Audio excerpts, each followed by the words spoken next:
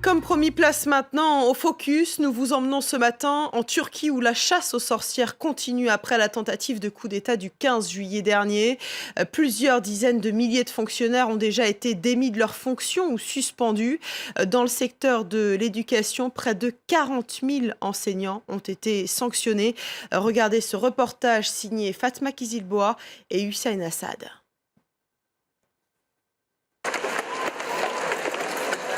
Deux mois après l'instauration de l'état d'urgence en Turquie, les manifestations d'enseignants se multiplient, comme ici à Ankara.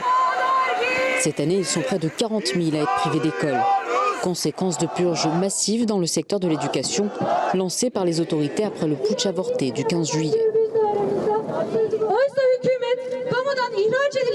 Le gouvernement a l'obligation de révéler les raisons pour lesquelles ces fonctionnaires ont été démis de leurs fonctions, ainsi que leur rapport concret avec la tentative de coup d'État.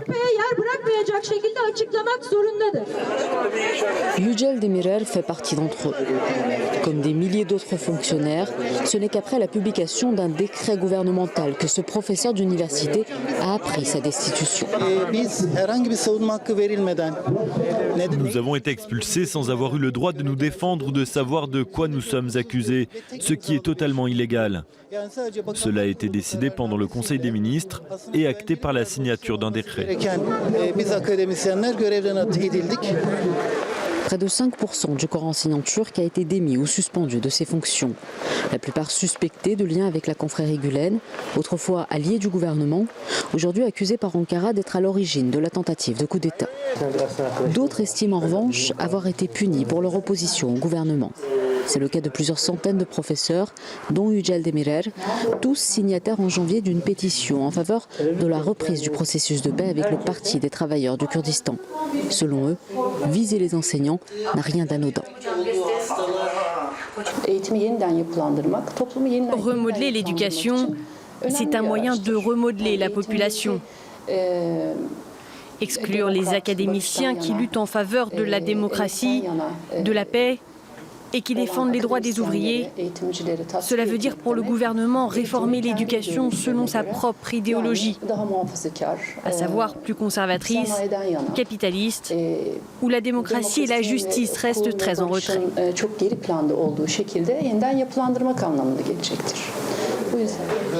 Signé par plus d'1 millier d'académiciens, le texte avait alors provoqué les foudres du président Erdogan, qui les accuse de soutenir le PKK considéré comme terroriste par Ankara. Quand vous y réfléchissez bien, dire que ces mesures sont prises pour éviter de nouvelles tentatives d'État serait de la naïveté. L'appareil étatique est en train d'être réformé et par conséquent, l'université dans laquelle nous étions, mes amis et moi, nous ne sommes pas des victimes, nous sommes un parti pris.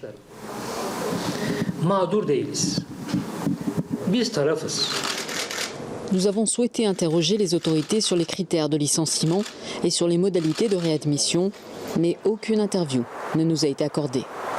Au Parlement, les députés du parti pro-kurde accusent le gouvernement d'élargir la répression en Turquie. Au cours du mois qui vient de s'écouler, nous avons vu un élargissement du cadre répressif, pour y inclure en particulier les politiciens kurdes, les mairies kurdes, les journalistes, les intellectuels, les académiciens, les enseignants. Erdogan essaie de se débarrasser de toutes les franges de la société qui critiquent son pouvoir.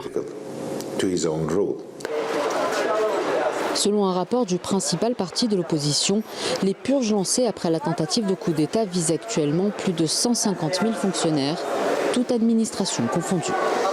Face aux critiques, le gouvernement a décidé d'ouvrir la voie au recours. En moins d'une semaine, des milliers de requêtes ont été déposées dans les gouvernorats de toutes les provinces. Mais ces personnes ont très peu d'espoir de regagner un jour la fonction publique en Turquie. Hors caméra, la plupart affirment n'avoir aucune confiance en la justice de leur pays et envisagent d'ores et déjà de saisir la Cour européenne des droits de l'homme.